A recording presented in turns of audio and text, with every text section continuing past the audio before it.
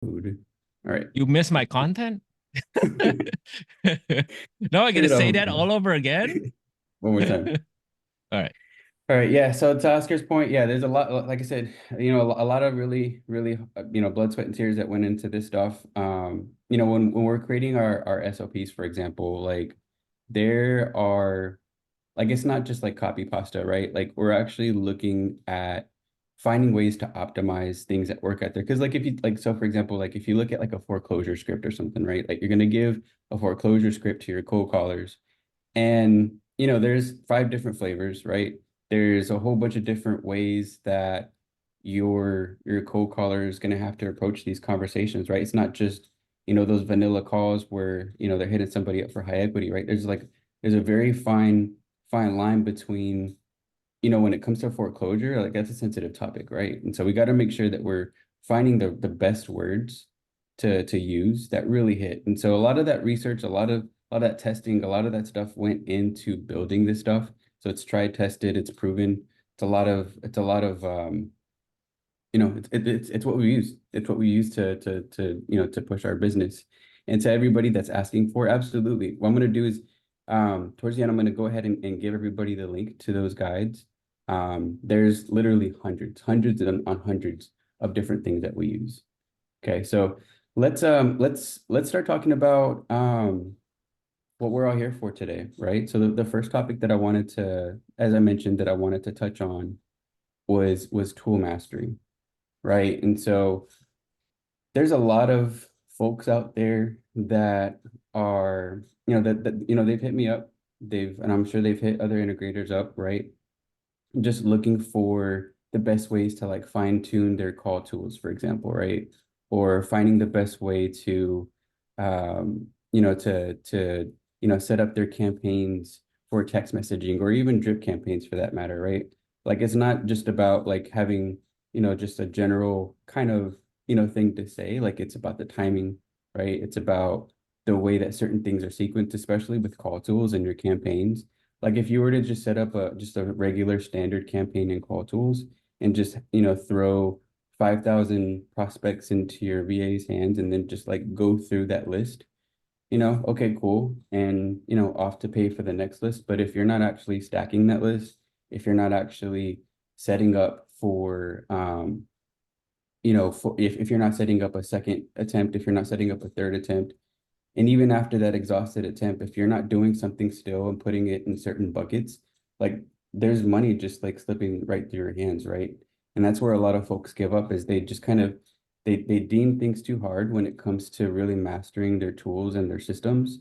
And they just kind of like at a surface level think like, oh, okay, well, I've done what I can. Why am I not getting results, right? And so there's a lot that goes into really mastering your tools. And so when it comes to being able to really get to that point, there's a few things that we have to kind of acknowledge as far as like the things that we have to overcome, right? Like the first one is that there's an overwhelming amount of tools out there, right? Like there's so many different like gadgets and gizmos and for it's for every price range out there imaginable, right? And so being able to sift through and find something that you can trust is difficult, right? I think another obstacle that we face trying to master our tools is the actual integration of multiple tools, right? So we'll take call tools again, for example, right? So if we're looking at call tools and we've tried calling a list 3 times already and it's ended up in our exhausted list. Like if we're dealing with multiple thousands on thousands of prospects to call week after week, it can get really easy to get lost in the sauce, right? Like a lot of times, like if we're not keeping track of certain things, they just kind of, you kind of forget about it. There's just too much other stuff to focus on in your business. And so when it comes to integrating certain things that really make the difference, like so if you've called a list 3 times, right, and it ends up in your exhausted leads bucket, for example, like there should be some kind of alert. There should be some type of notification that you get, whether it's through Zapier or whatever kind of automation software out there Like there should be a way for you to know so you can right away start drilling down and do that deep prospecting, right? Otherwise, it's lost money, right? People give up after that point. They're just like, oh, well, they never call them off to the next one. Like I said earlier, right? I think another obstacle is um just learning new software. Honestly, I think when people think of us as integrators, they look at us as like people who know everything, right? But like the amount that we really do know, and it's not like in a denigrating way, like we don't know everything, right? We really don't. But the amount of time, the amount of effort that we put into really learning about certain things and reading all the free and guides and process documentation. Like if nobody else is going to do it, that's what the integrators are for. That's what we do, right? And so, it all comes down to just being able to have an open mind to adapting new software, new capabilities. A lot of I see a lot of I see a mixed bag, especially in our sub two group with AI, for example, right? Like either you love it or you hate it. And quite honestly, like if you really understood the full capabilities of AI, like I'm not trying to get on, I'm not trying to get on the bandwagon or anything, but like literally my entire life is built off of AI. Like there are so many things that I use, even like apps that I use to this very day. I literally installed probably a couple of different AI things on my laptop or on my phone just to kind of try new things and figure out which ones I like. And I'll do a trial, whatever, see if it's something cool, if I like it or not. I have no problem canceling it, but I'm going through all that stuff because I'm trying to stay ahead of the game, right? I don't want to be lost. And not to say anybody who hasn't really fully embraced AI is going to be lost, but I mean, let's be quite simple. That's there's no denying it. That's where the future is going, right?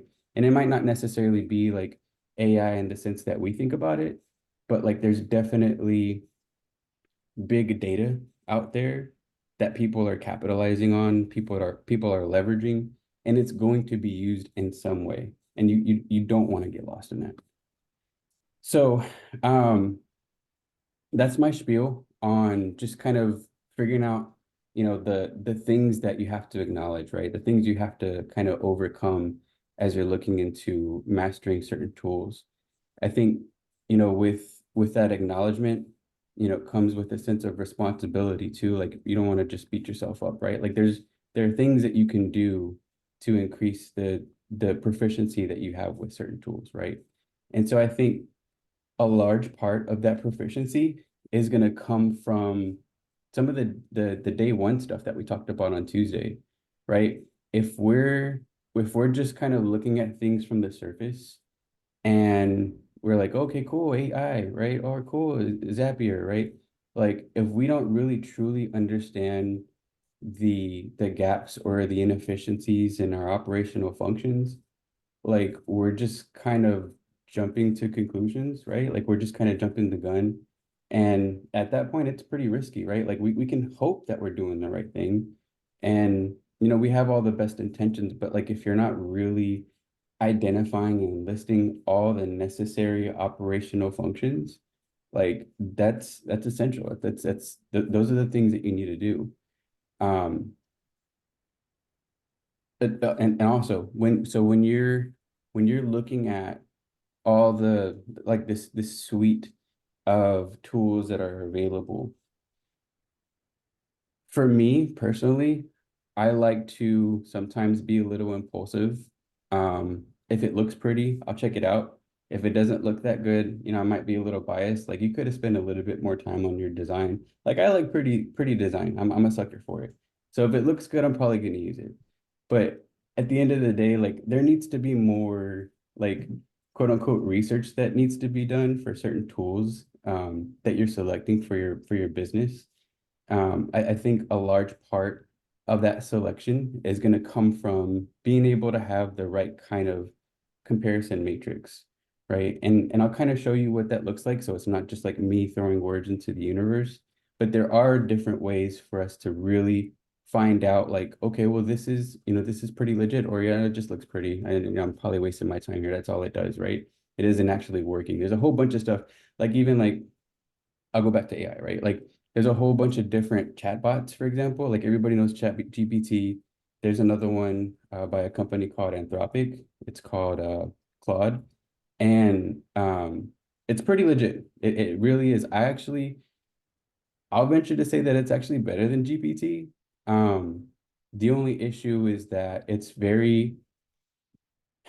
doesn't have like the creative bones that GPT has. It's a little bit more like factual based. It's a little bit more um black and white, which is good because it doesn't include like the embellishments of GPT. Like sometimes GPT can just kind of sound like real, like I'm like, what? Like they use like weird words and like uh, Claude is cool if it's worth a shot. But like without being able to do that research and that comparison and and that analysis, I'm jumping into a $20 subscription with Claude, and here I am trying to give a presentation literally earlier today, and there's some like a random fact about like a metric, and I'm looking at it and I'm like, and I'm asking like, where did you get that metric? Like where does this 20 million interaction thing come from? And it's like, oh, well, I apologize. Like I was basically making it up. And I was like, you mother, like I could have been in, so like I'm in front of executives, right? I'm in front of business partners, I'm in front of stakeholders. And for me to just like kind of put my neck on the line and like just throw some random data out there, like you just got to be careful, right? And so all to say, like I said, it just comes down to making sure that you're doing the right type of comparison, the right analysis before you start really embedding that into your operational integrations. Um, Also, what's equally important is just the cost benefit analysis, just making sure that it makes sense overall. Because like on the outside, like a $20 subscription is nothing in the grand scheme of things, right? But when you're looking at like going back to call tools, for example, like with the pretty decent setup, it's gonna be like 300 bucks a month at least. Um, and if you don't have your stuff like squared away and like literally tip top shape, like you're literally just burning, you're burning a hole in your pocket. And so, obviously there needs to be some type of way to keep track of that stuff. And, not to plug Oscar and his KPI books, but I mean, you need some type of, financial strategy when it comes to looking at these type of things. And it's not just like, oh, okay, well, I understand it's $300 a month. Like really look at, we talked about cost per lead the other day, right? When you're looking at a $300 subscription plus a $20 subscription, like when you're figuring out your cost per lead is like $1,000 for a $5,000 assignment fee. Like some of this stuff sometimes doesn't make any sense. And like there's no way other than just like a subjective thought, like, oh, I know I have a subscription, right? Until you actually put it down on paper and look at the trends and see how well or not you're actually doing, you're just kind of lost in the mud. Um, Also, what I think is pretty important when it comes to this whole thing of tool mastery is, especially when it comes to us integrators, like for me personally, like I love to learn, I love to soak in knowledge, I love to like, as you may have already noticed, I like to learn new things, right? I like to I like to get my hands on weird stuff sometimes. And after like the allure of it kind of fades away, like I'm on to the next thing, honestly.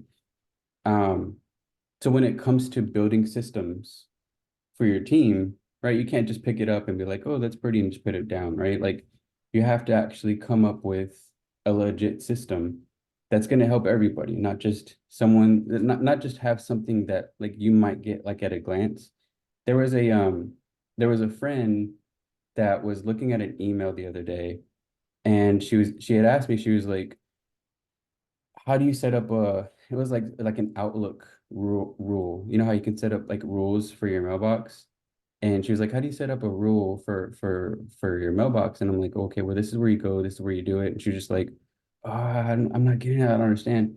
I was starting to get frustrated. Like, I was starting to get like, what do you mean you don't get it? And it's like, I'm having to like sit down and like walk her through like literally painstaking step, and like I had to stop and realize like the things that are common sense to me are not things that are common sense to her. She might have some super, crazy skill that I'm just an idiot at, right? Like she actually does really well with people, right? And obviously I don't sometimes. So, just making sure to have something that other people can use. And this is, I think, is a good segue to SOPs.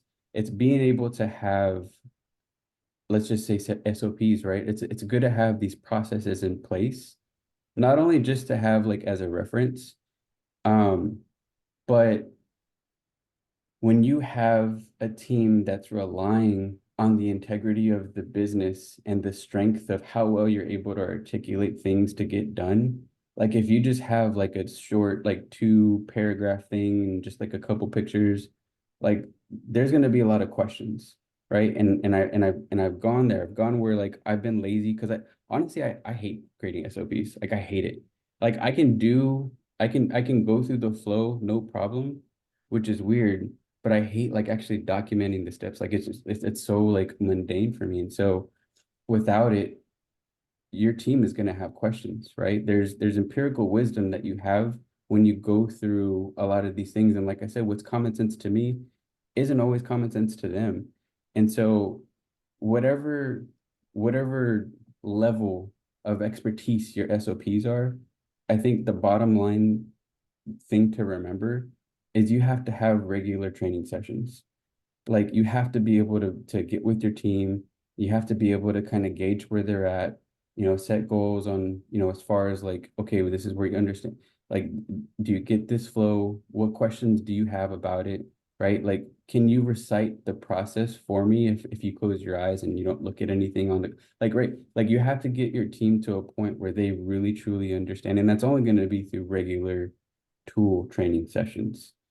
So I just wanted to, just hit that nail on the head and just make sure that we understand the things that it takes to, to really hone in your tool mastery. I'm gonna take a sec, um, take a little bit of a breather. Wasn't sure if any of our panelists have any comments on that. We're gonna be talking about SOPs next, so just wanted to shut up for a second and see if anyone had anything to add.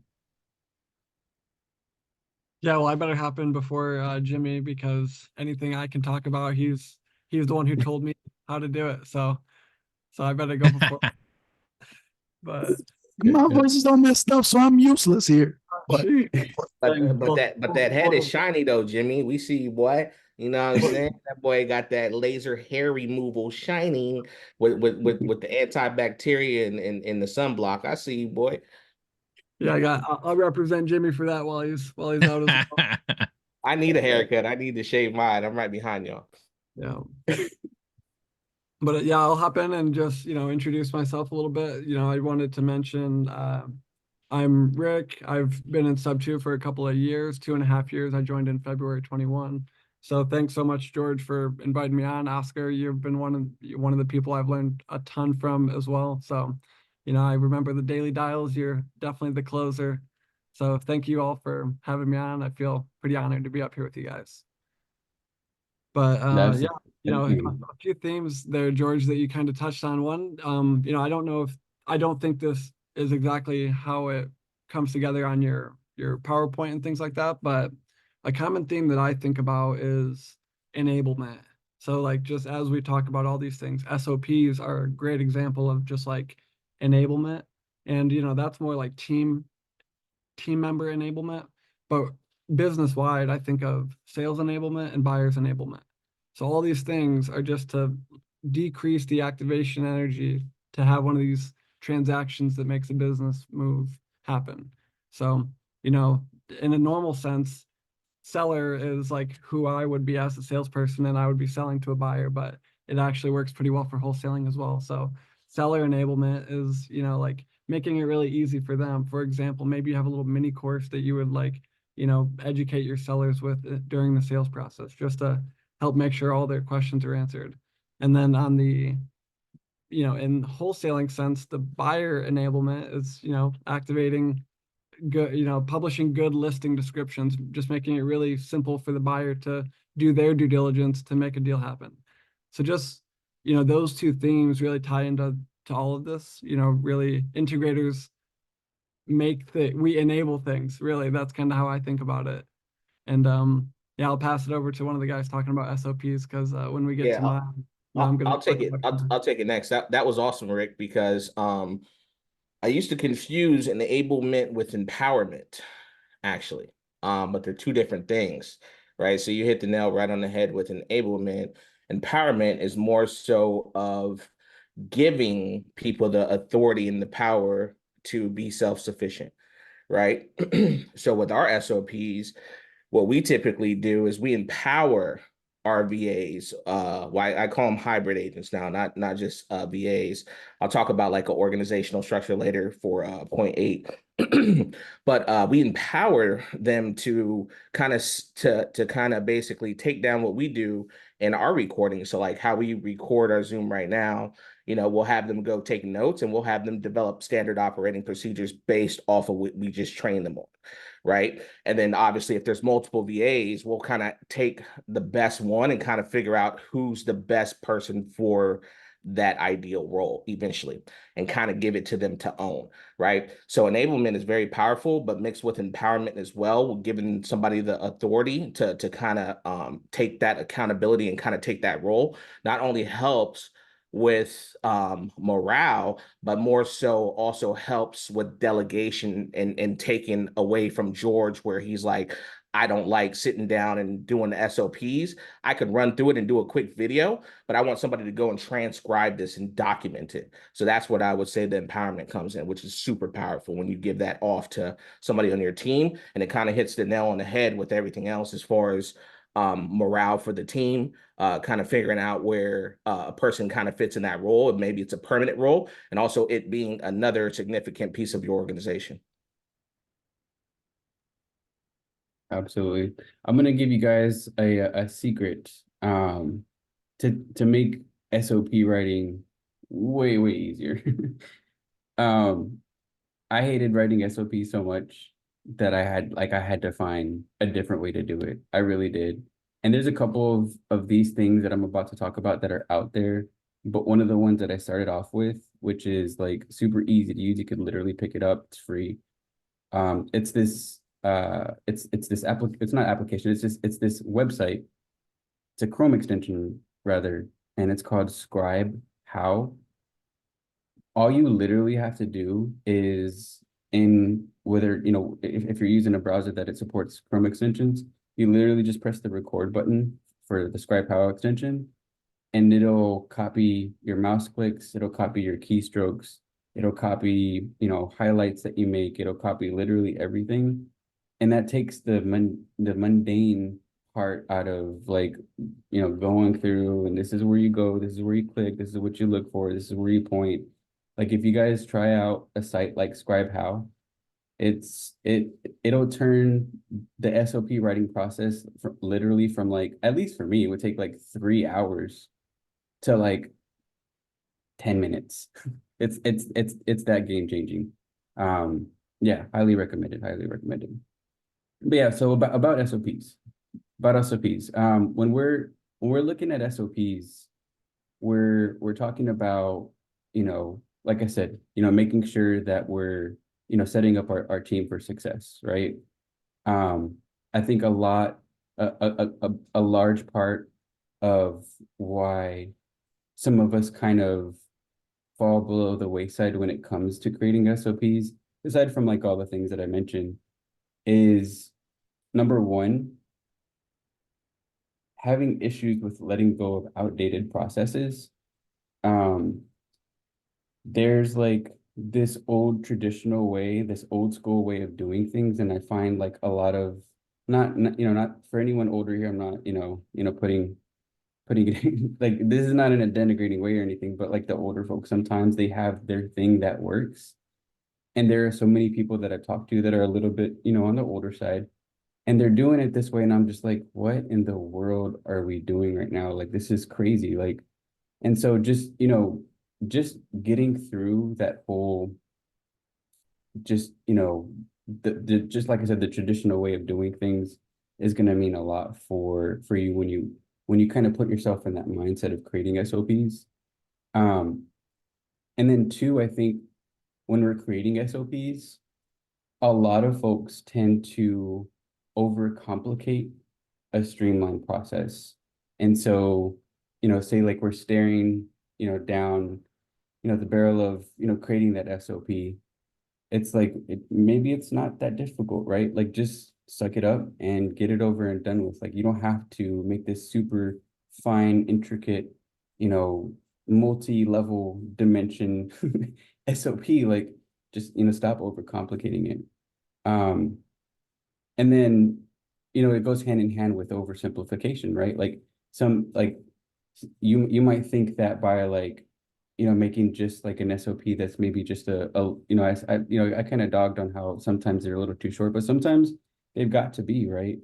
But I think the moral of the story is you have to have documentation for as many things as you can have out there.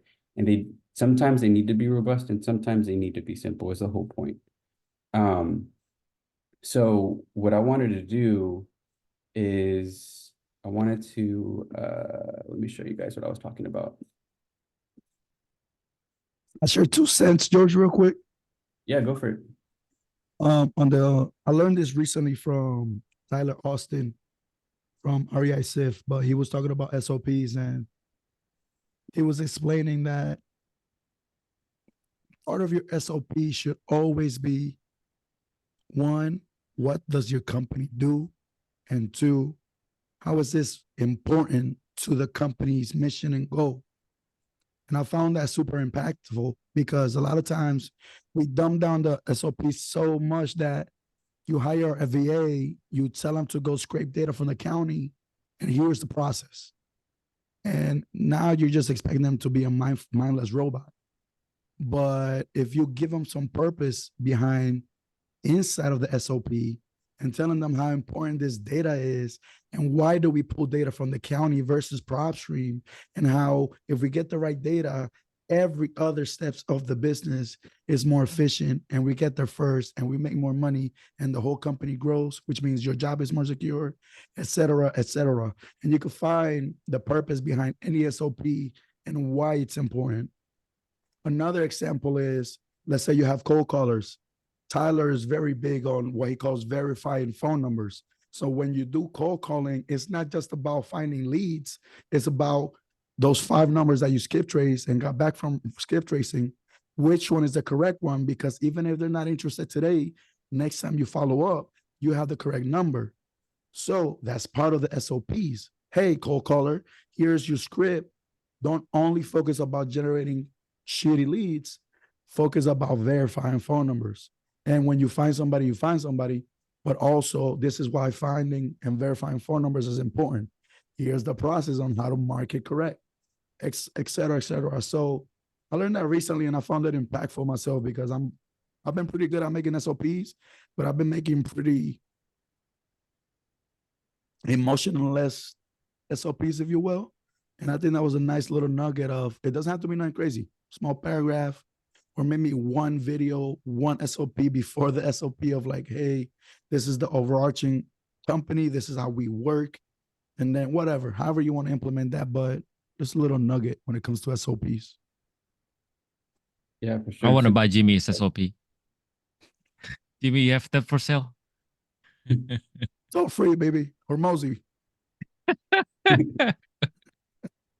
Yeah, and a lot of people are like, so some people do the swipe how thing, right? Some people, I know Greg does a lot of videos. I think Jimmy, you do a lot of videos too, right? Some people would rather do the videos and whatever floats your boat, right? Another thing, ideally, should be all 3 formats. Everybody learns a different way. I'm visual, so I gravitate to video.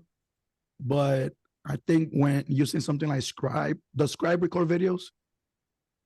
There's different things that you could do. I think a video recording is one. It gets like a little GIF, like a little like a motion of like where your mouse would go. And if it doesn't record a full video, then maybe also record a video as you're doing the Scribe thing.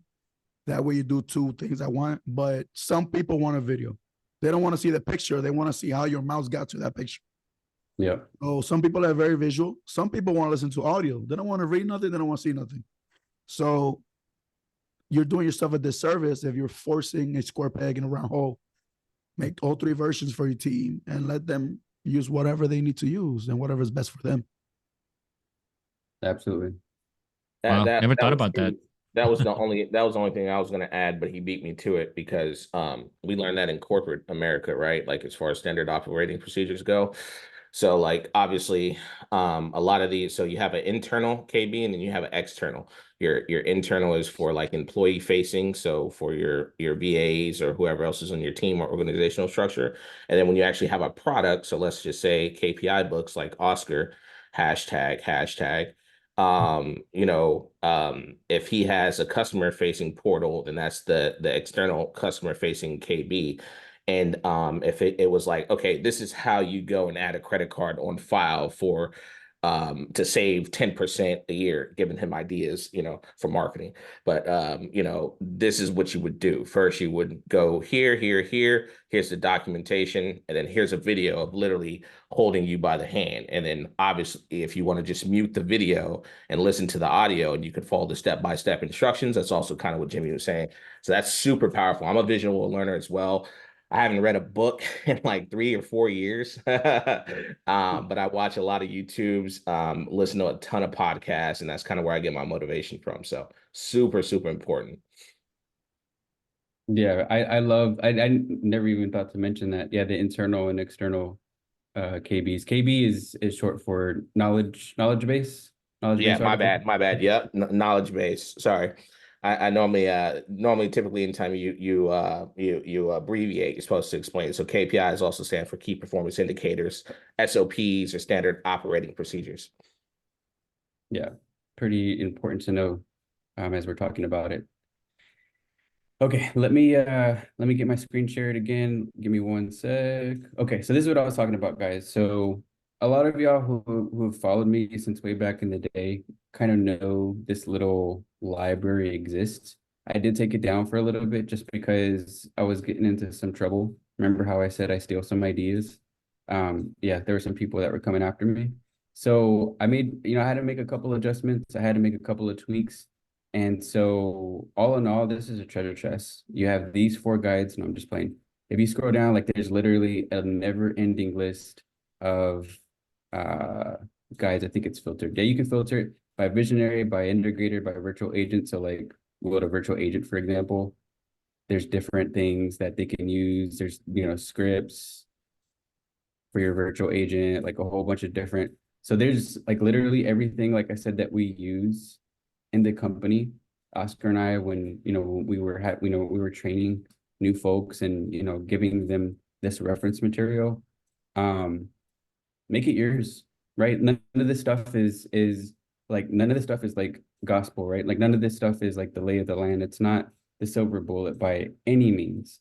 Times change, right? When talking about earlier, like embracing the new, right? And trying to like let go of that old traditional way.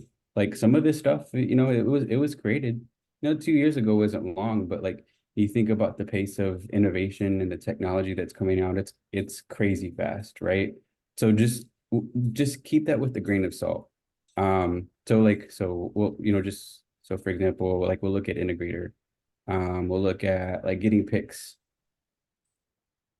So we'll have a checklist here so what you could do, like this is just an example of, the SOP that I'm just kind of showing off, right? So when we've locked up a property, we've gotten interest from a homeowner to sell their property, and we're getting ready to do that inspection. There's especially if there's like a virtual wholesale involved, like you want to make sure that you're not just putting it out there and saying like, hey, who can take pictures for me, right? Like you want to have a system, like a standard way of doing things. And this is just an example of that. Like these are the things that I'm looking for in the pictures that I've taken. This is literally what we use. I promise you, this is literally what we use when we were getting our pictures to to get our marketing ready for the properties that we would be locking up. So I just wanted to just show you guys really quick. I'm not going to spend all day going through them, but as you can tell, there's a lot. Let me fix the filter here. Like I said, there's going to be quite a bit to go through. Don't get overwhelmed. Like I said, if, you know, honestly, if you want to download every one of them, it's your time, right? Like do whatever you must.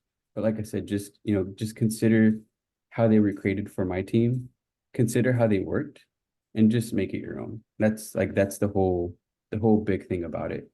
One other really cool thing about these guides and these SOPs is I'll also be including different, so this is part of the comparison matrix that I was talking about when you're looking at different tools. Like there's different spreadsheets that we've made available. And so like all this stuff are things that are going to be available to you in that library. So it's not just like pretty pictures and whatnot. Like there's actually tools that are going to be made available to you guys. So I just wanted to, kind of put that in there and let you guys know that it's going to be coming. It's on the way. I'll be sending out a link to that very shortly. But let's talk about, let's talk about what it takes to take yourself from being able to master these tools to creating your SOPs and launching yourself into this automation atmosphere, right?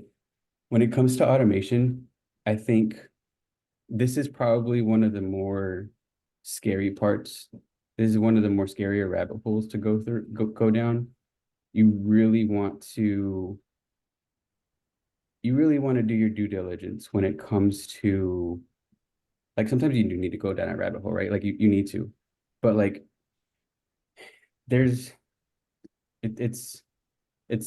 risky is all I'm saying. And a lot of businesses fail to automate their workflows for a couple of different reasons, right? One of them is that they're just, they say that they're an integrator, and not to say that they're not if they don't know how to do certain things, but a lot of folks that may not be as technical have a very realistic fear of the tech glitching or disrupting automations, right? Like that's a real thing that can happen. Especially when you're, trying to tie certain things and making if-then rules and, connecting, certain things like that's a real fear and it's totally understandable.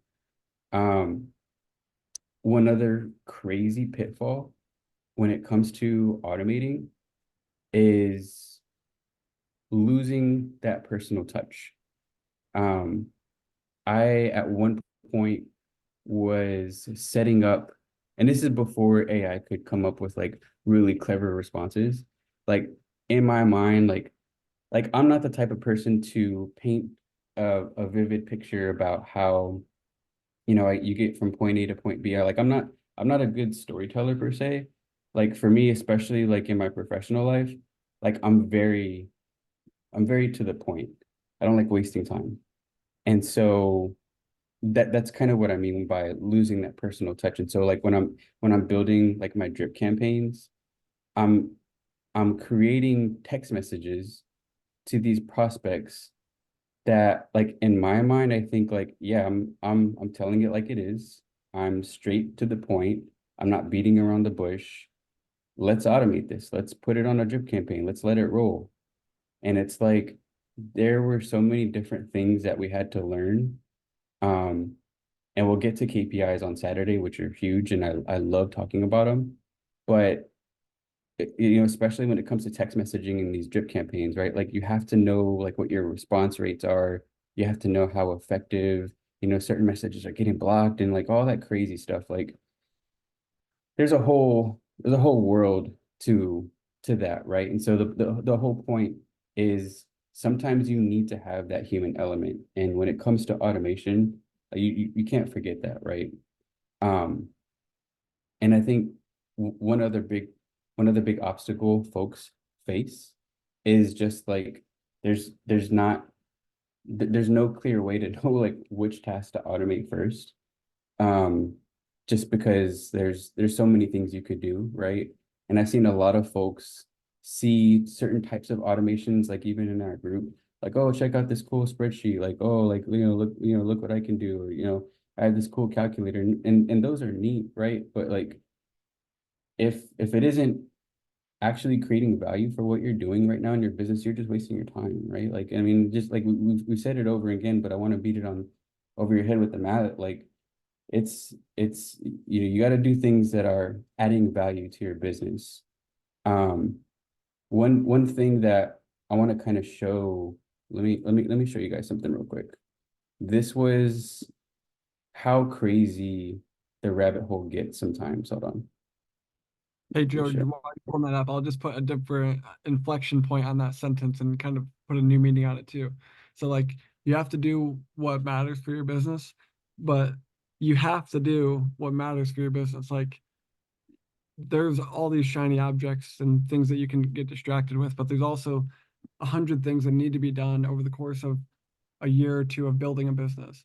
It's just taking a 6-hour task here, 6-hour task here, 6-hour task here. So yeah, there's all these things that we all know need to be done. And it's just making sure that those get done while not being distracted by the things that don't need to be done. Absolutely, absolutely. Check this out, guys. So this was something that I had built with, and this is an automation, right? Like automations come in 800 different flavors. But what I was doing was I was creating I work out, right? Like I have competitive events that I do. And so I wanted to find an easy way for me to create a workout system. And so what I did was I set up, so these are arms, these are chest, shoulders, and so on, right? So I was like, okay, well, I'll, do these Thursday, I'll do this exercise on, Wednesday, I'll do this one on Friday, like all pretty cool, right? What it does is like, check this out. So up here, there's a way that you can, through a Google script. And by the way, the script was not something that I created on my own. GPT helped a brother out. They gave me this script where all I have to do is click this button and generate workout plan. And what it does is based off of whatever selections I picked for my workout, it spits out this weekly whole like workout thing for me, which is really, really cool, right? But do you have any idea? Like, check this out. So like today's Thursday, so this is real time. So today's Thursday, this is Wednesday, right? Today's Thursday. So if you notice, any day that was before today is automatically marked complete. Okay. Any workouts for today and so on are open for, open for me to work out. Like this was so freaking cool for me to do, but I literally wasted so much time. Like, let me show you guys this script. Like, so when you talk to GPT, if anybody who uses it a lot knows that there's going to be limits to how often you can message it. Like it's going to say like, oh, you ran out of your limit or whatever, even like on the pro plan. I had to go like literally like weeks of just talking and chatting with GPT on how to get the right script and how to debug it.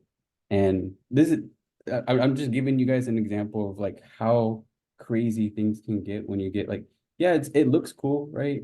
But like, do I use it today? I don't use it today. I go to my gym and I literally do whatever feels right and I work out that way. I just like I lost some it wasn't value add for my for me in the long run. I just wanted to give that example of, automations. And I know that Rick had some really great insights and I did want to give him the stage for discussing some of the automations that he likes to use. And so I did want to give him the floor. Rick, if you want to go ahead and open your Yeah, spiel. sure. Excuse me. Yeah, so my business is a little bit different. I own Open Dispo, which is a go high level white label. So most like 90% of my bandwidth goes to that. And I'm on Zooms all day long with all my clients. And I do a lot of similar things for a lot of clients. And it's just like the type of stuff that's really going to help them honestly eliminate SOPs. Obviously, maybe they need an SOP for when it breaks, but if there's 3 SOPs that we can spend 1 hour putting a automation in place for that makes it so those 3 SOPs no longer exist. And then it's just kind of maintaining that automation. I think that's always worth it. There's maybe a fine line of like how much time are you gonna invest in that task and how much time are you gonna save with it. But there's some pretty critical ones that I think it's usually a function of how often is the task being done, because it's only gonna any automation is only gonna save you a few minutes usually. But if you're doing that a few minutes every day or every week, then it adds up. So an example would be, like, and not to get into the whole TCPA world, and not an attorney, not a lawyer, whatever. But if you're doing, text blasting and you're trying to send text to sellers, there's a bunch of different ways you can go about it. Most people who are on Go High Level, they're going to be like uploading a list, tagging it, and adding it into workflows. But if you can automate that process, for example, by using Zapier, like you said, and by the way, quick shout out to Zapier too. Oh my gosh, thank God for that tool. Because yeah, like George's point from day one and earlier today, it depends on how you define an integrator, because I don't know how to code one bit. So, thank God for Zapier. And but this is a great example of like just somebody who knows the business and knows that that type of task can get messed up. So it needs an SOP. And if you can eliminate that SOP through Zapier by just like adding the data to a Google Sheet, or, adding a tag in ClickUp or wherever your data store, or, I guess Sift, you can push it both ways maybe, but whatever the process of getting the data into the ultimate workflow, if you can automate that whole thing, then that's totally worth it. Another example would be like, and this is more in the borderline of is it worth it or not? But I think it is, because every deal that you've got to underwrite, every actual lead that you're underwriting, you got to make the underwriting document if you're a spreadsheet person. So instead of having a Google Drive and going to find it and rename it and store it over here, if you can automate that and link that card to a contact record in your CRM, I don't want to go down just a bunch of automations, but those are a couple examples of things that'll save you a few minutes at a time. You do them every day almost. So it's totally worth automating and cutting out some of those SOPs. Do you have, yeah, give me maybe a question and I'll run with it. I feel like I should keep talking.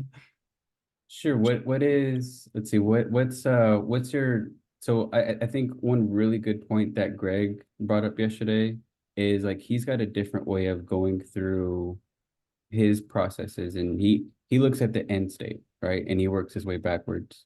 Right. So like what's kind of you like how do you, because like there automations, it's like a huge spider web of all these different dots that you need to connect. Like what's your thought process when you're approaching an automation and how you go through automating?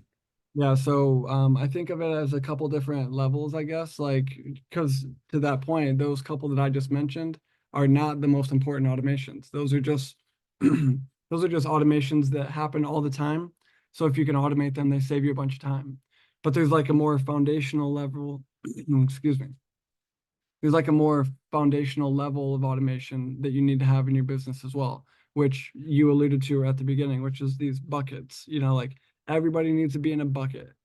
If you don't have people in a bucket, then they're going to fall through the cracks and not get marketed to. So having a clear vision of like one set of workflows, they really guide people from the beginning of a process. So you can start to automatically track their KPIs, for example, and then move them into these buckets throughout the process, each bucket containing the context needed to make sure you're marketing to that person appropriately. So at the beginning of the process, say you're doing inbound leads, you're doing texting, you're using call tools, you're generating leads from all these places. You really need to invest in the foundational automations to get the data track that you need to be able to run your KPIs properly. So leads, I break it down into usually lead source and campaign name. So for example, you're doing you know, PPL, for example, pay per lead. So you've got, I don't know, property leads, motivated leads, all those companies. As they push the leads into your company, you need to, you know, automatically track where the lead's coming from. So PPL and which PPL provider is sending them. So that's like step one. You definitely need to make sure you're tracking those in an automatic way, or you won't be able to run any of your future metrics. And then as you go through those buckets, you know, like, are they a brand new lead? If they are, then they're getting marketed to in a very aggressive way. If they've converted from a new lead into a more interested lead, now now this is kind of where you don't want to use those like chat GPT type of fluff messages. It's like, you know, where are we at with this? You know, those the different messaging voice and the different frequency that you're following up with and all those things. You know, once you've already made the offer, of course, you need to totally isolate those two buckets from like the previous pre-offer and post-offer. You know, the messaging that you're sending to that person needs to totally differ. So just having all the buckets laid out, kind of one core process that you can always rely on, that everything else ties into. You know what I mean? Mm-hmm. Yep. And I think another follow-up question I have, and this is for everybody too, is like, how do you, like, a good artist knows when to stop type thing, right? Like, how do you know when it's time to, like, all right, I've automated this enough? Like, because you could make it, you know, as crazy as you want, right? Like, well, how do you know, like, all right, time to move on? Yeah, I mean, for me, yeah, so I'll answer it and then pass it over. For me, I think it's actually iterations. So I think it's, you know, stop when you've done enough to need to test it again, and then run the test. And then if it needs tweaked, then run it, you know, tweak it again, get it to a point where you can test it, let it run, and then analyze those results. So I think, you know, tweaking too many things or automating too many things at once might get in the way of that. Yeah, for me, simple. I feel like automation is not as fancy as art. So I stop when it does what I wanted to do. That's when I stop. So it's not that deep for me. The only time I might try to find a different way to do it if it's doing what I want, but it's too expensive. It's too many zaps, it's too many whatever. So, for example, KPIs tracking was one of those things for me. I could do it easily with Zapier. I don't know how to code neither, so I'm in the same boat as Rick. I could do it with Zapier, but it would be a million zaps, and my zap bill would be crazy. So I had to find a different way to do it, and eventually I found a script that allows you to create webhooks inside of Google Sheets. So instead of sending from Go High Level to Zapier to send an event to Google Sheets, it would just send the event directly to Google Sheets for free, just triggering the webhook. So that's the only time that, and I think technically, I guess that falls in the bucket of, is it doing what I want? Because I wanted to do what I want for the right price. So that's in the criteria of when I stop. Yeah, and for me, I mean, you know, I'm super geeky. I have a whole team of developers who are just developing crazy shit. So for me, it's like it's a whole nother level because I have to stop myself and say, okay, well, listen, there's a list here, and this is the top priority, and this isn't. So as far as like automation for me, I like using whatever automation is built in. Like gone are the days where I spend hours and hours doing Zapier or even putting somebody on my team doing it, going through spreadsheets. Have hired people to do, you know, scripts and stuff like that. I integrate with ClickUp. I had a good call with another OG sub 2 student not too long ago and kind of showed him my setup with Go High Level and ClickUp and how they integrate with one another. ClickUp has some great automations. So I love the fact that, you know, there's stuff that you can do in Go High Level. It's not perfect. I've been using Go High Level since it came out in early 2019. I was one of the first beta testers for it with my marketing agency back in the day. And it's still not perfect, but it's the best thing on the market. You know, everybody has a reseller account now, including myself. And I love stuff that comes pre-packaged because I know what goes behind creating those automations from scratch, or if it's not on the market, like really creating it from scratch and like hiring developers, right? And solving those problems. So yeah, the automation, like Jimmy just said, can become more of a pain in the ass than it's worth. Because, you know, let's just say it takes you a month to figure out automation, you're going to lose all that productivity when you could have just been focusing on dialing in your data or capitalizing on another one of your key performance indicators that are generating that net return versus the time you spend, because time is the most valuable asset we have in this world. You know, you can make all the money in the world, but you know, by the time you're 80 or 90, the majority of people don't want the money, they want more time, right? So you know, with that in mind, you know, for me personally, I like using something that's just out of the box. So I found ClickUp automations to be great. And I look for repetitive tasks that we're just doing over and over that may take more than 3 or 4 clicks. Because when you're doing those 3 or 4 clicks on a daily basis, and then even reading in addition to that, like comments or notes or whatever else, you know, that adds up over time. And especially for our team, it becomes super repetitive.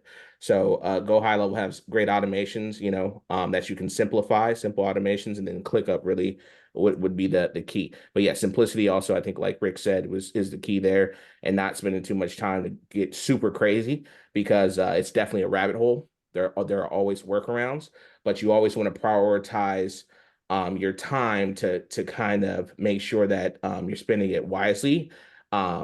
On things that are going to impact your bottom line. When I say bottom line, your profitability or your revenue that you're generating in your company.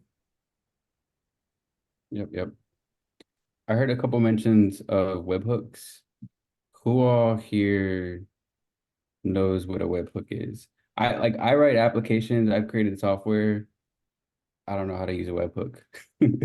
No, that's a rabbit hole in itself. I know what one is, obviously, but it could be a rabbit hole because you can code within a webhook. So obviously, Go High Level has them, and you can get really geeky, especially with their APIs. So if you're integrating, so we're building an SMS system on top of Go High Level with their APIs, and any limitation of their APIs, you have to use webhooks, and it can get really freaky. So. Yeah, it's a rabbit hole in itself. I wouldn't say we got one there's of those built for Plivio. We've been using Plivio with High Level for a while now. Oh, nice. Using what's the one that changed the name? Oh, it was That's like Zapier. I know what you're talking about. yeah. No. They changed their name. It's a competitor to Automate. Damn. I'll get it in a sec, but I you know what I'm talking about. Yeah. Hey, so we got a question Hey. from Effie. What is a webhook and what does it do? We don't know. Google it. So, Joe, you so can give the best explanation.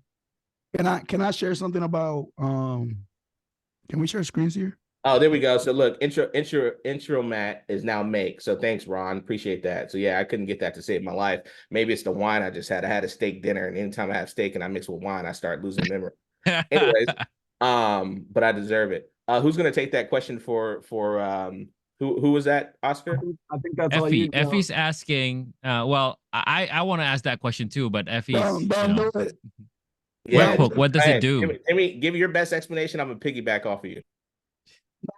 Explanation. I've been trying to learn for 5 years, so don't do it. All right, so I'll try to simplify, but it's super technical. So, Connect apps. so yes, so a webhook is almost like an API. So API is like an application programming interface where you What's basically, API? huh? What's API? I know. I just said API application. I know. I said an No. application programming interface. Even the full I know. word, I'm trying to dumb it down. I'm trying to dumb it down. So it's basically a tool. I would have to draw a diagram. No, there If we I had go. to simplify, it's a tool that connects one service with another, and it does it in such a way that you can communicate with one another without having to by bypassing a normal like user interface. So the limitations of user interface. So let's say, for example, you have a CRM, and your CRM only allows you to add like one phone number to it. Okay.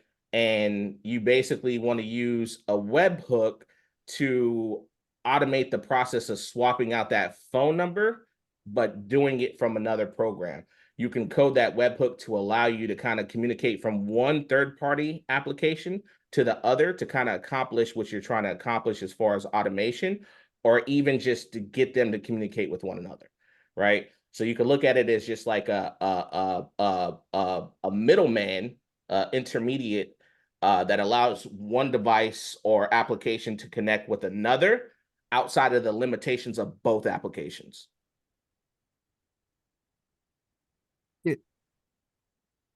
If that makes sense. That's the I feel best like I could That do. doesn't make sense. I need to ask I've seen ChatGPT that- about this. that I'm gonna homework ask in- ChatGPT about Yeah. webhooks. You should. And then Grok is pretty good. I can ask Grok.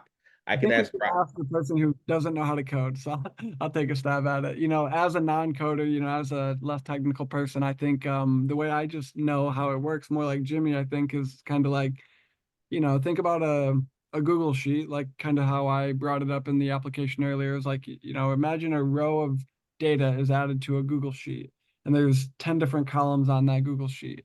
That row is like a piece of data, but it's not just one piece of data. It's got 10 different bits of data with it. So a webhook, you know, there is that really technical definition, but essentially what you do is you execute it. You execute a webhook somehow. Like it can be from one, you know, a bunch of different triggers can cause it, but it sends that whole like row of data into somewhere else. And then like you can capture it and map it wherever you want. So you can kind of use it to like, yeah, like link those two systems, but do it in a really flexible way where, never mind. I was following you, Rick. I was 100% following you. But look, so Ron, again, thank you, Ron, ChatGPT. So look, I'm gonna read his comment here. So it says, so shout out to Ron Mitchell. Imagine a webhook is like a helpful messenger that tells your computer or app when something interesting happens on the internet. It's like getting a special note whenever there's a new message or update. So that's actually a really good kind of example. There you go. Because it's Is it like, like a I Google- actually understand that. yeah. So thanks, Ron. Appreciate that, bro. Because we're so tech branded, like, you know, it's hard to kind of dumb it down. But that was a good exercise because I knew exactly what the hell Rick was talking about. So like, Ron kind but of stole obviously, my idea for ChatGPT there, but I was gonna say it sends commands or it sends information or there you both. go. That's There you pretty go. much it. Think about like old school armies and how they had messengers and fucking horses with a note. And this general would communicate to the other general with a fucking note. That's a webhook. You're sending There you go. information or instructions on, hey, this happened here, do this. That's Yeah. kind of it. There you go. Yeah, chat GPT for the can I win. ask So you if it's- shout out to so- Ron to simplify it, because yeah, so it's easier to kind of understand when you use it a lot and kind of see what it does, and then you kind of process that in your head and you know what Still you're don't. trying to accomplish. Yeah, but it, like, when you put it in layman's terms and you kind of dumb it down, you know, it's you know, very, very complicated. But like Pace says, you know, you're an expert when you're able to break stuff down and kind of explain it to somebody. You know what I'm saying? And it's not that you're not an expert, but like you really mastered your craft when you're able to kind of take what's in your brain and break it down. That's actually one of my biggest weaknesses. You know, I look like a badass and do all this other stuff, but it's really hard for me to sometimes take stuff out of my brain and break it down. So shout out again, ChatGPT, Ron Mitchell. Thanks again. Yeah, I think that like that last comment is pure gold because like if you look like so like say if I were to say like okay like do you know how a car works, right? Like yeah, I put my key in the ignition, I turn it, the car starts, right? But like how does it really work, right? Like when I turn the key, like there's some electrical spark I think that happens like when you turn the key on these old key models, right? And then there's like this thing that gets sent to like the spark plugs and like this mechanism under the hood like does this and you know like to have that I think what it's called is causal knowledge to have that causal knowledge to like really understand like exactly what makes certain things happen like that's mastery that's true mastery right there so that I love that for sure. The story is you don't need to know it at that deep of a level to use it. Exactly. That is also a great point, because a lot of people will be like, oh, this is out of my realm, and they'll shut down, right? Because they're just like, oh, I can't process this. I don't understand it. Just like any investor, it's a risk tolerance, right? So like as investors, we have a risk tolerance. If we see a flip and somebody's marketing it and we look at comps and we say, oh, that's 100% ARV, that you're sending this deal out and you're asking for a 20, 30K spread on top of that, and there's 50K rehab, you're out of your mind, you know? So we're going to shut that down. A lot of people process their thoughts like that as far as risk tolerance when it comes to information. So that's great that you say that, Jimmy, because yes, you don't have to understand it completely to at least try using it and be successful using it. Because just like with anything, there's levels. So you can be on a level 1 and be successful, but compared to somebody on a level 10 that's successful, you don't need to be at that level. It's just like jujitsu, right? You start off at a white belt. People don't become a black belt for 10, 15 years. So there's levels to everything, but just because it might seem complicated, it shouldn't stop you from at least trying. Beautiful, beautiful. Can I share something to go back to the original question of like, how long do you spend automating and all that kind of stuff? I want to share a visual of something that I learned a little bit recently. I've heard it before, but it was kind of, somebody brought it back up to me, and it my mindset has been on it a lot this year since it started. But every task that you have in your life, business, or what have you, falls under these 4 buckets.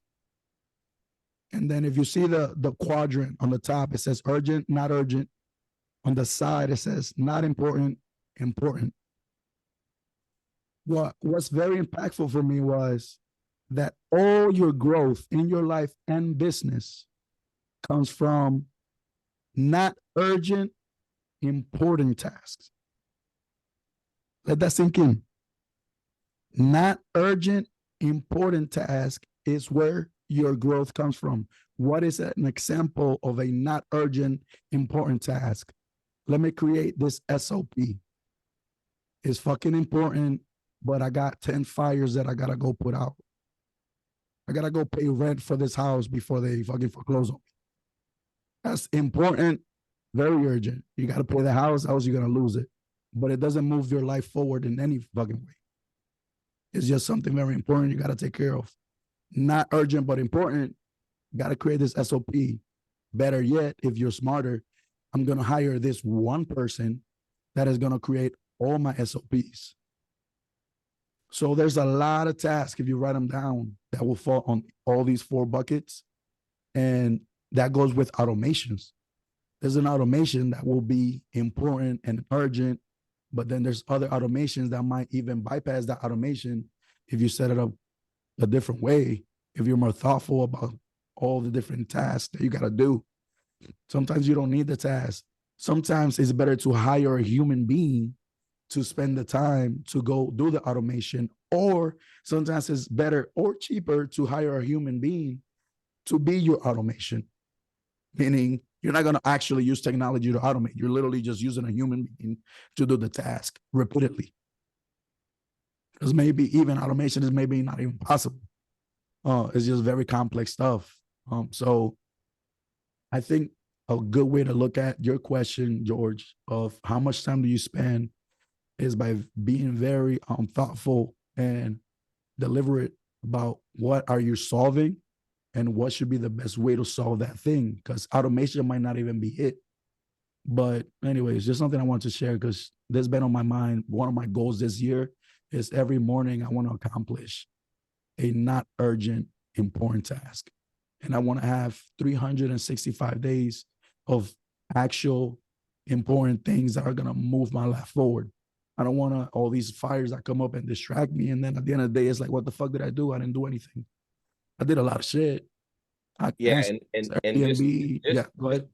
Just to add on that, sorry, Jimmy, just not to cut you off, but I wanted to add to it what's fresh on my head, but you're 100% right. I'm not sure if you guys talked about this yesterday, but the whole point of like, having SOPs and that delegate that he has here, right? And the urgent stuff, not urgent, specifically for you as a person. And business, you got to always understand, your end goal is to reverse engineer yourself out of the mundane task and the day-to-day operations. So that's why you need things like SOP, so you can eventually document your process and then delegate it off to somebody else so they can come and take that off your plate. And after your third, your fourth year, your fifth year, you're reversing in every year, every quarter, really, you're reverse engineering yourself out of each role and kind of cloning yourself. So eventually you can become the CEO. But before you become the CEO, you got to start at the bottom. Okay. When I say the bottom, you're the entry level direct report. Then you become the manager, and you're the manager of your VAs. And then you become the director, and then you have a manager managing your VAs. And then after the director, you become, a COO, or, a president. And then you're managing everybody under you as you elevate throughout the corporate, the organizational structure. And then eventually you become the CEO. But then once you're the CEO, you're kind of running marketing, your CFOs and everybody's underneath you. After the CEO, you become the chairman. And then you can be a chairman of multiple companies. So SOPs is pretty much just the entry level to kind of starting that process, to where you can reverse engineer yourself out of the day-to-day to where you can become a real, I hate the word executive, but more so of puppet master, I would say, right? It's no better. It's a little better. I hate the word executive, but technically you would be an executive if you do have the organizational structure with that kind of corporate structure, where you have a CTO, a COO. If you become an incorporation versus the LLC, even with the LLC, you can still have that corporation structure.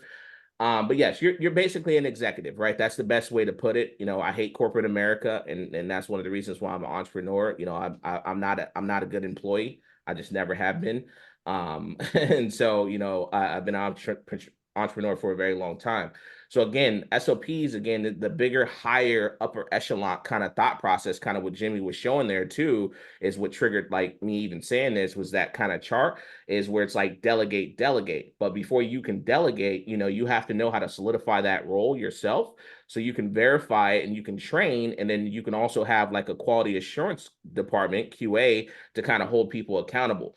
And kind of develop those roles underneath you. And quarter after quarter, year after year, you're reverse engineering yourself out and hiring your replacements and training your replacements how to train their replacements so they can come up with you and take more responsibility off of your plate. So eventually you can be the chairman and your business operates on autopilot. So piggyback on that, to bring it back to automation. So you should go ahead, my bad. I thought you were asking me a question. No, you're good. You should do. And this ties all the way back to George's comment of when do you stop? What do you automate? What do you spend time on? Reality is you should be fucking doing before you automate. Matter of fact, I don't even like using the word should. I'm talking to myself. I like to do before I start automating. If you are waking up and think, what should I automate today? You're already probably doing it wrong. It should be smacking you in the face every day. And you should be like, fuck, I really don't want to do this. I really don't want to do this. Not, what could be, I'm going to try that. That's how you're going to start spending hours and hours automating random shit that's irrelevant. You should be doing. Once you figure out a good process, manual process, then you figure out what to automate, because you'll know exactly what needs to be automated, how it should be automated, and what should be the final product. So a lot of people, I think, like to skip to the automation, especially brand new business owners. Like from day one, I'm going to pay $10,000 for this automated CRM, and you don't even know the fuck the business is. Learn to do the business, learn to do the tasks, and then the automations will be crystal clear. Like, all right, I freaking do this way too often. I need to automate that. But if you go spend time automating stuff that you might not even ever use, ask me how I know. Ask Greg how he knows. Ask Rick, ask Joe, Oscar, how much time we spend on random crap that ends up being not even useful when you actually put it to practice. But you would have figured it out of 2-3 days of just manually doing it. Like, of course that doesn't fucking work. I sound like an idiot. I just wasted this time. 100%. I mean, what's made me the best, like I think Oscar said this earlier, so I didn't make an introduction with myself, but like I know there's a lot of newer people in this community. Shout out to all you guys. I've been in Sub 2 since August 2020. I started my first business when I was 18 in the internet marketing. I had a digital marketing company. Jimmy also had a digital marketing company. That's kind of how I've seen him kind of in those communities and whatnot. But I started in tech in back in like 2012. You know, I started working for some tech startups out in Austin, Texas, became a multi-billion dollar you know, companies with web hosting and whatnot. But I started out as a visionary. So Oscar kind of hit this on the head. You know, I still talk to sellers. I still have customer service, all kind of backgrounds like that. But I eventually had to become an integrator because I was in the field doing it all myself. And as a visionary, I had this brain that was just like, oh man, I want to be a millionaire by the time I'm 21, you know, and I want to go out and I want to be on the beach and I want to be drinking matas and I want to be traveling. I want to have timeshares. I want a condo in Miami. And you know, the visionary is great, but you know, you can't be productive as a visionary only. Okay, because your visionary is always going to get to a point to where it's unproductive if you don't take action and break down those thoughts and then have an integrator to help you with it. So I knew that at an early age. So that's why I put on my integrator hat, and still to this day, my integrator hat comes on and talks my visionary self out of stuff. Like that's not possible right now. This is what we have to do to accomplish XYZ.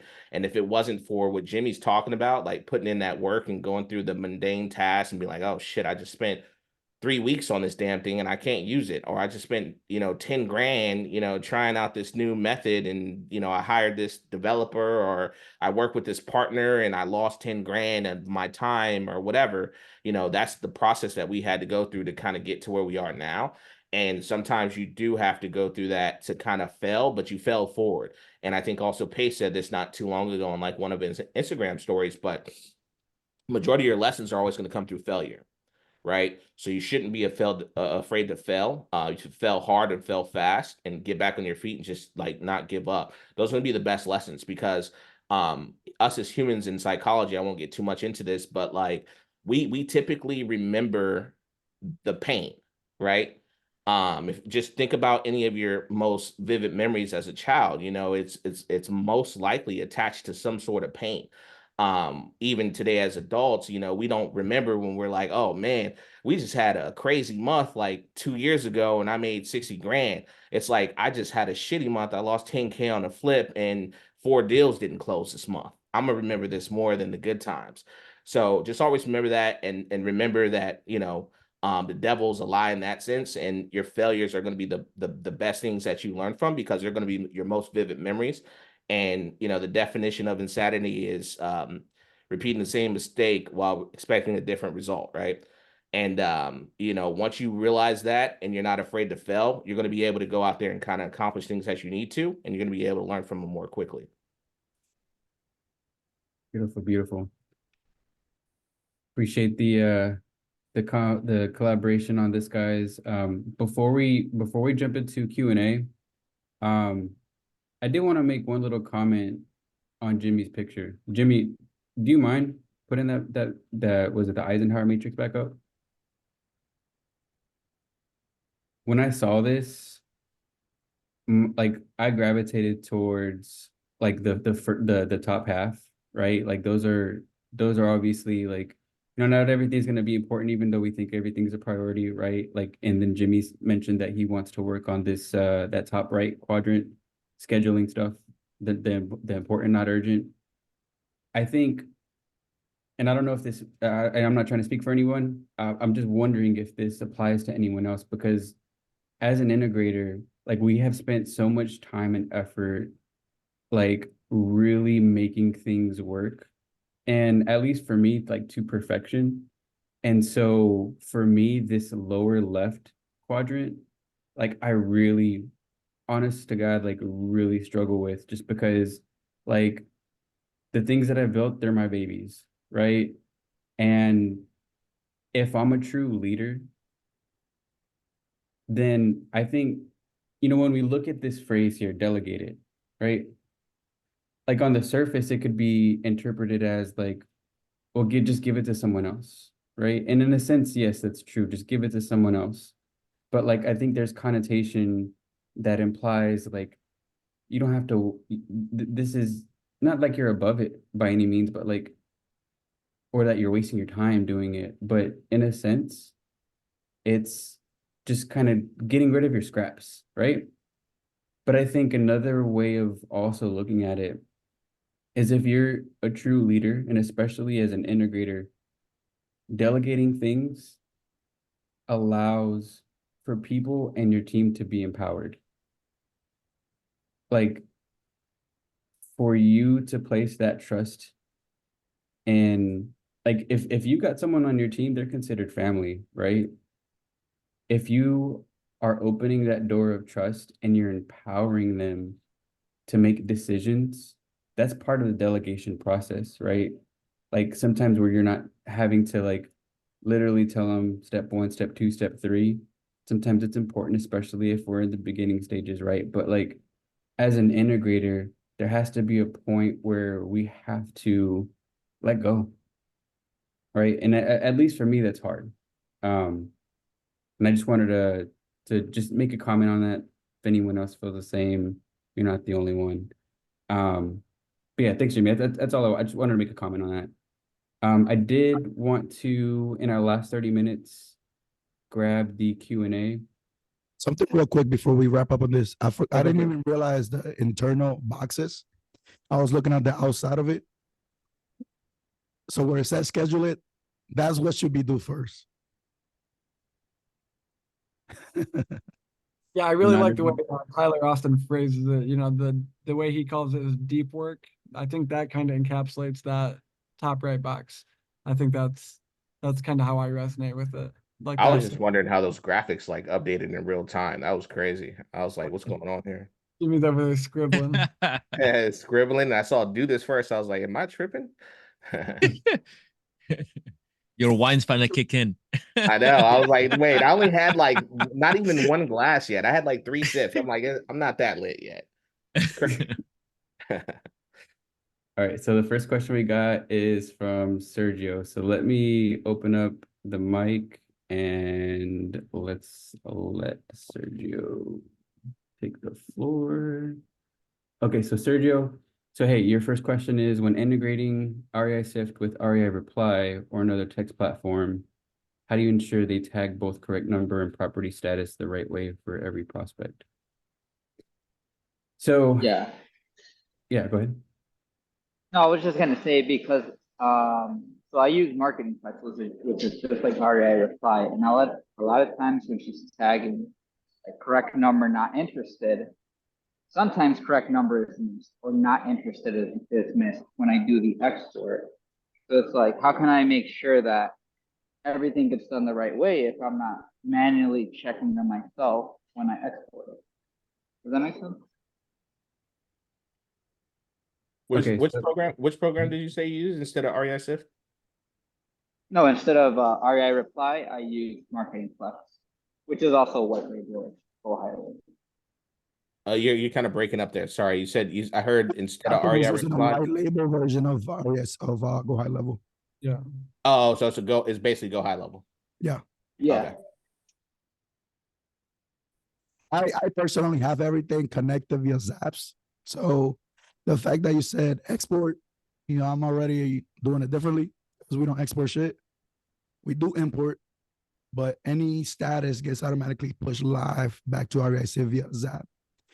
I don't know if this is kind of relevant. Your question is not relevant, but take it for what it's worth. I think texting is very on the way out. So this is probably one of those where I wouldn't invest too much time, days, months, because I spent ugly amounts of time on automating text. And it's probably about to fucking evaporate. So take that for what it's worth. But if you do want to spend the time, I do it with Zapier. I have buttons on my CRM every time I hit a status, whether that's not interested, wrong number, whatever. Through the Zap, I'm able to mark the phone number. The Zap is actually 2 steps. There's one for the status, for the property status, and then there's another step just for the correct number. So I don't know if that. And Sergio, I know MarketingPlex has those contact buttons from the Marketer's Toolkit. So I don't know how you work with those guys, but you can ask them to basically put a survey on the contact page. So the property status and the phone status would show up from those buttons, just from the main contact page. So if you can work with them to customize those contact buttons, that's a really efficient way to make that front and center. You said add a survey page? Yeah, basically, I like to have from the contact page in Go High Level. The Marketer's Toolkit is a tool that lets you add custom buttons up on the top of that page. That's what I Jimmy's, use. again, the one who showed me Jimmy. Jimmy's the one who told me all this stuff. So that button might say property status. When you click it, it opens a modal with a survey on it with just property status. You just click it and then submit, and then that launches the webhook to the Zapier, and then updates Sift. Got it. So you don't have, I guess you're trying to avoid having multiple buttons. Just one button does that. Yeah, exactly. Got it. The way I got mine set up is I got every status there already. So I don't have to fill out a survey. Just click the status. Yeah, cool. I'm trying to avoid steps. Cool. Got But it will be cleaner that way, I guess. But more steps. Either way. It works, yeah, either way. But yeah, Sergio, if you were to export it, you probably, I don't even know how you mark numbers correct during import. I don't know. I don't even know if that's possible. But you might have Yeah, to do because you're typically going to export it to a spreadsheet, which is going to get messy in itself, right? So you're better off just leaving it inside a high level or exporting it to RESIF, kind of like you do. Unless you want to get really freaky and you have developers doing some crazy stuff, which isn't worth it to the average person at all. So especially now since Texas is going out, you're gonna waste your time. we can talk about that too. I saw a question on there, but we could wait because I do got something to add on that because I spent $50,000 on a texting system.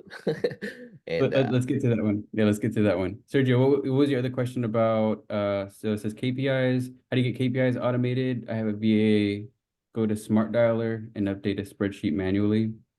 I've got my own take on that, and obviously everyone is welcome to chime in.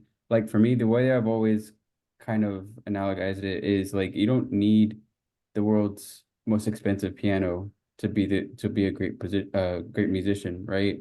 Like if there are certain things that you do have to do kind of a little caveman, like I mean sometimes like I don't know, like personally I think I've used Smart Dialer maybe like a handful of times.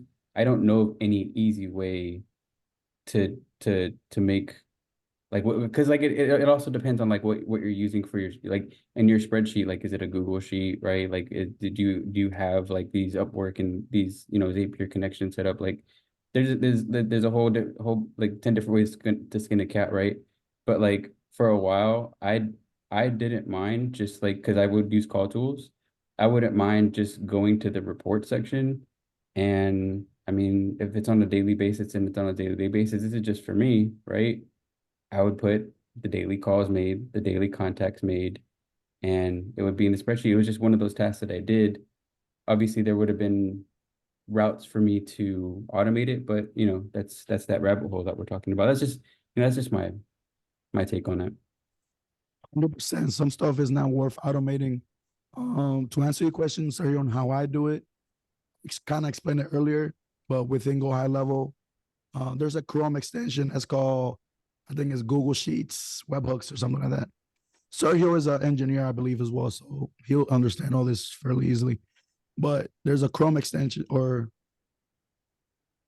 think it's a Google App Script. So if you go to the Google Sheet, go to the script store, there's one for webhooks, whatever. Google it, you'll find it. Google Sheets, webhooks.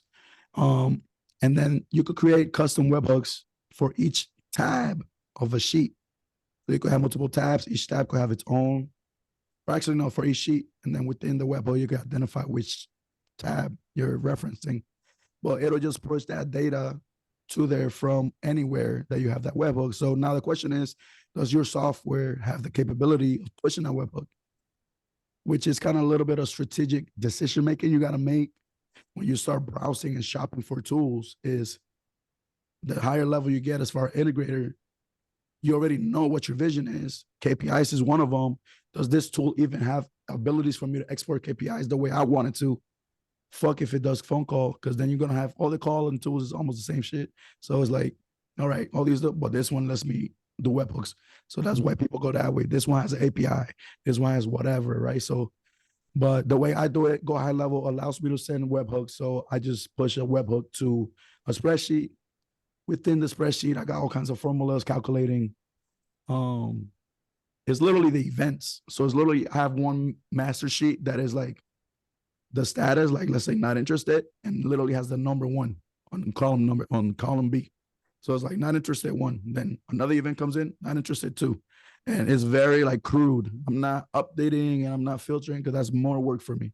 I'm just sending the data events. And then I have another sheet with a math formula that is doing a sum if, and it's looking for the not interested events and it's summing if all those events. So that's how I'm like, and then I have Google Studios to visualize that data. Again, that's one of those things that, like George said, is it even worth it?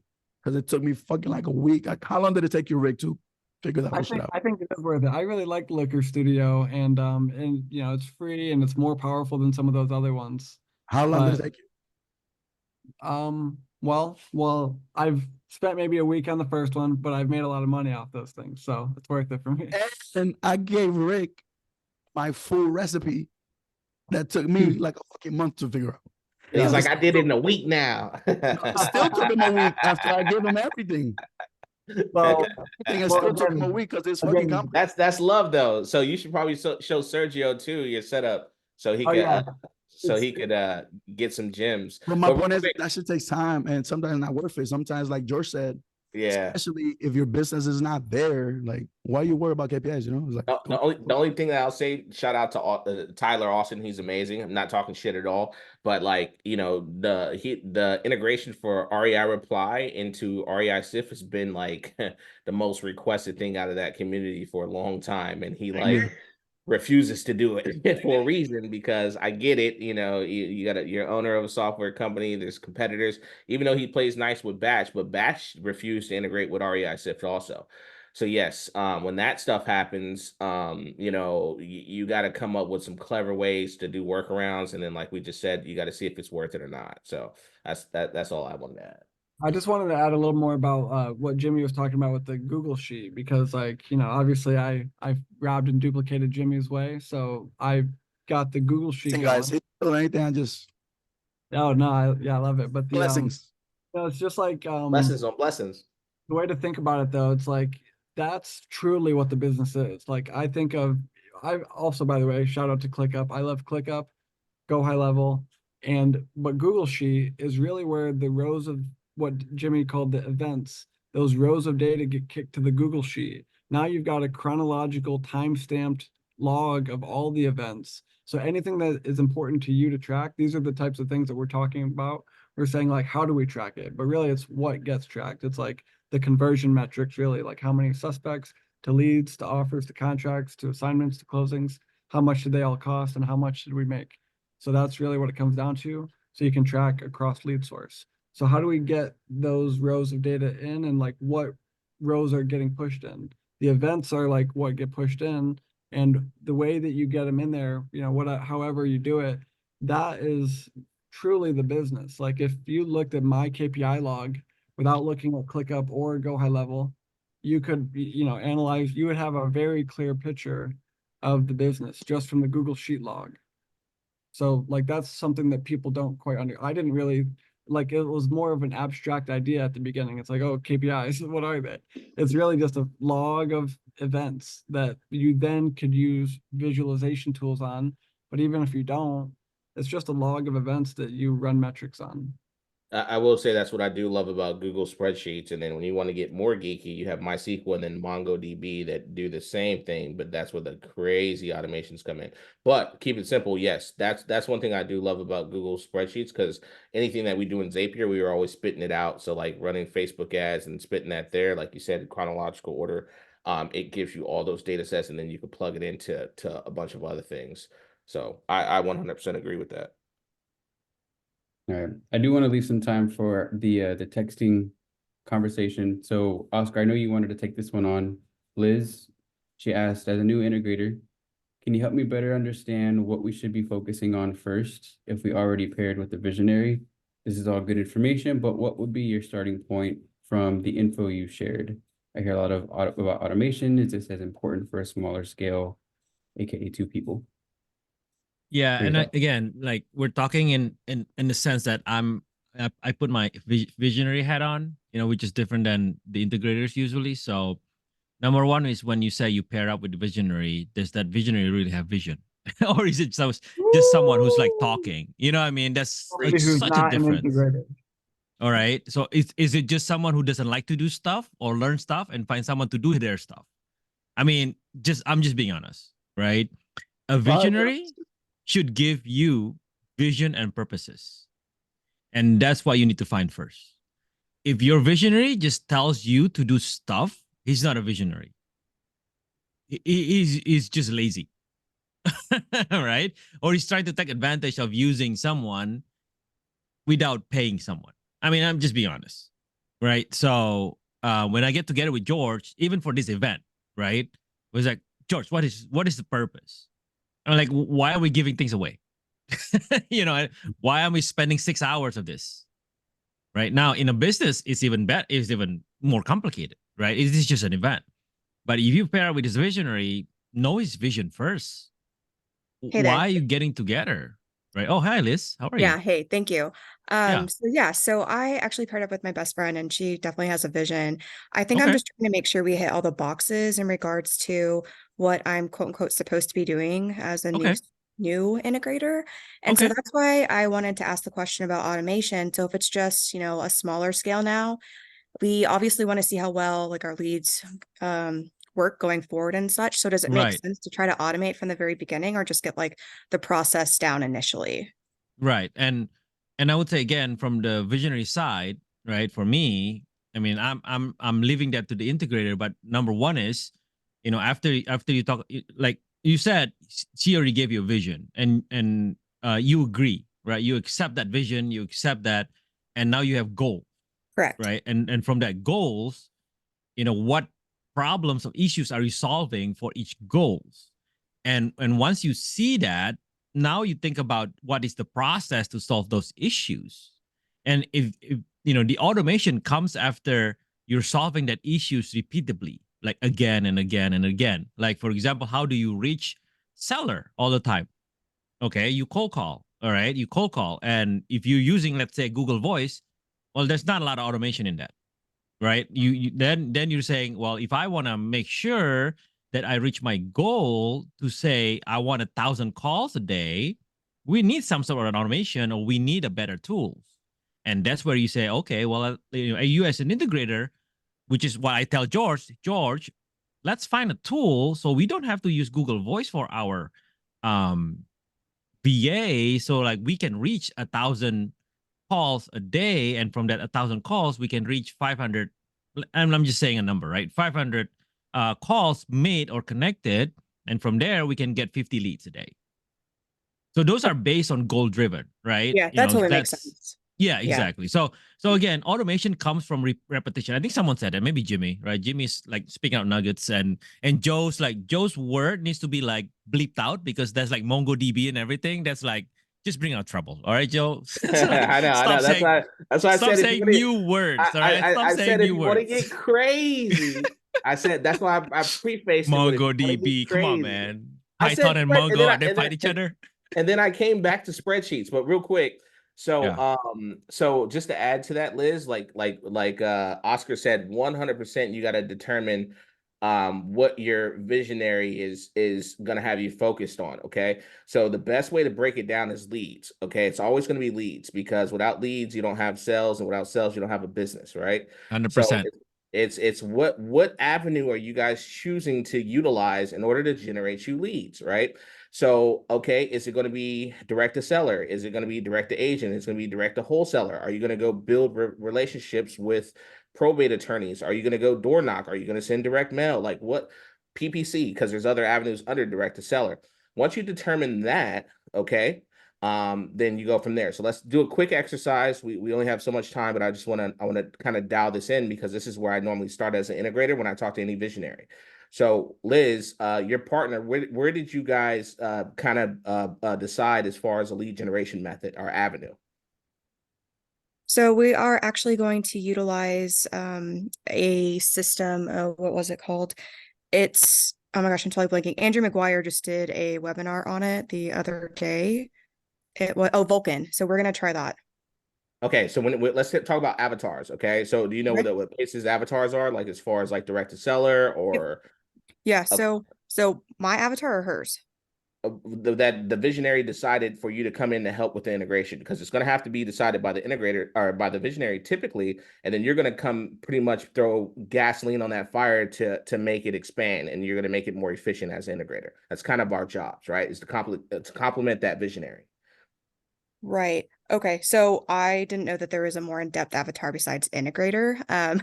But she's like direct to agent. Perfect. All right, so let's start there. So yeah, so there's two avatars here. So there's your avatar and then there's her avatar. So Correct. her avatar is the visionary who's direct to agent is kind of what she decided. And your integrator, your avatar is an integrator that's going to come help solidify that process. Does that make sense? Yes, absolutely. Okay. So before you even talk about automations, like Oscar was talking about, like you want to kind of determine what that is.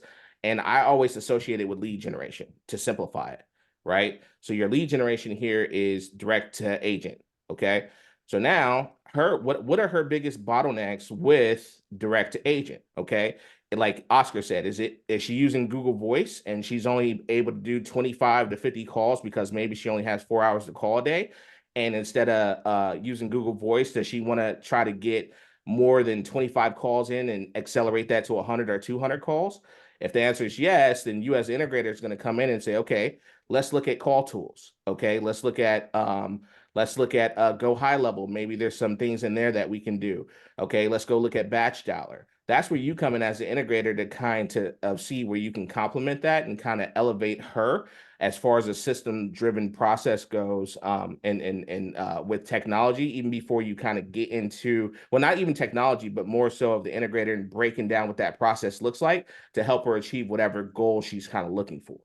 Okay, So that totally makes sense. Yeah, thank you so much for putting that into perspective. yeah, so and you start with one avatar and you want to stick with it for as long as possible. So the direct to agent, you don't want to just add, okay, direct to seller. You don't want to add direct to wholesaler. You want to stick with that direct to agent until you solidify that process and start building your SOPs around that until you guys started getting traction, like over 6 months minimum. You want to kind of invest in that and kind of go back and forth and kind of see where she needs your help and where you can come in to help her solidify that role. And that's when you guys become a superpower. Okay, great. Thank you. Mm-hmm. Great question, Liz. And you had another one. That's the big one. So Joe, what you got? What are your thoughts on text messaging? Because Rabbit hole time. we're all struggling. Now I'm gonna let Jimmy go first because he's the one that started it. What's the question? Text messaging. She said, "Can you elaborate on why you think text messaging is out? Sorry if these are obvious answers. Ha, ha, ha, ha." So the answer is it's so simple that it's hurtful. But at the end of the day, you're cold texting people that never opted in for your marketing. So you're basically spamming them. Since the whole industry has been spamming millions of people, it got all the way to the government, and the government basically told cellular companies, AT&T, all these different providers, if you don't get this spam shit under control, we're going to regulate you. So cell phone companies and providers went back to all these different softwares and basically cracked down. They cracked down, they put in a bunch of rules. You got to register, you got to jump through 10 different hoops. And 10 different hoops, even if you jump through them, if you're still doing spamming, you're going to get shut down eventually. So can you text? Yes. Can you at a low volume? Yes. People used to do millions of texts daily. People don't realize. Like there's people that used to, oh, I did 1,000 texts today. Cool story, bro. Somebody just sent 1 million. Like you just texted 10 houses. He just texted the whole United States every day, every day, every day. So that's why it's going out. There's just a bunch of regulations and whatnot. But at the end of the day, it's considered spam. You're texting somebody that you don't have a previous relationship with. They have not opted into your marketing. So it's technically illegal from the inception of it. It always has been. Yeah, so just to add on that, so like Jimmy said, he hit it on the nail and he didn't get like down a deep rabbit hole, but he just like summed it up pretty quick. I would say gone are the days of the old methodology of texting, which is like you just said, 1,000,000 a day, 1,000 a day, et cetera, et cetera. In my mind, as long as I'm able to text anybody from my phone, texting's not going to be gone for us.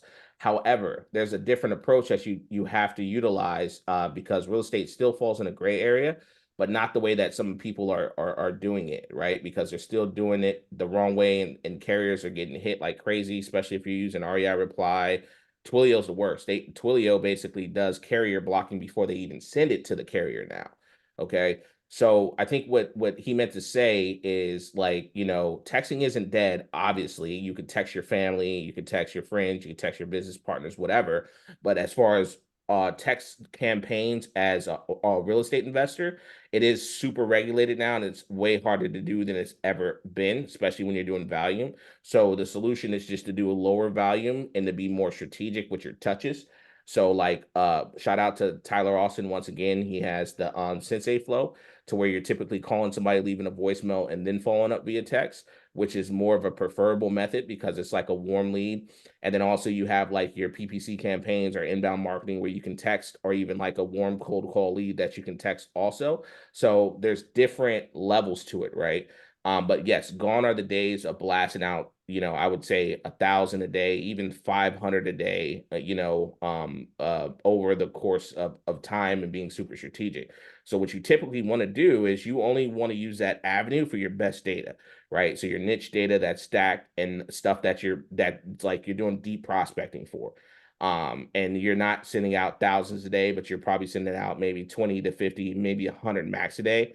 And then not going down the rabbit hole, but you're using a solid system that's making sure that you're in compliance, rotating numbers out strategically, and also swapping out text messages as well, and watching for spam and trigger words.